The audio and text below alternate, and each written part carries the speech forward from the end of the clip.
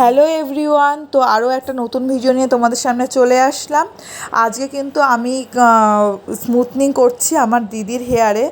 আর দেখো, আমি কিন্তু স্মুথনিং করতে বসেছিলাম, যেহেতু আমার দিদি আমার ক্লায়েন্ট নয়, আমার যেহেতু নিজের দিদি, সেহেতু আমি বসেছিলাম রাত 10:30 কি 11:15। ফার্স্ট ক্রিমটা অ্যাপ্লাই করার পরে আমি ওকে মনে হয় ধোয়াতে নিয়ে গেছিলাম 12টা কি 12:30টার দিকে। যাই হোক, তারপরে আমাদের স্মুথনিং কিন্তু আয়রনিংটা দেখো চলছে।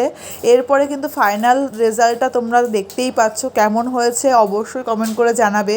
আর প্রায় কিন্তু আমাদের 3টে বেজে গেছিলো সেদিনকে স্মুথনিং করতে করতে।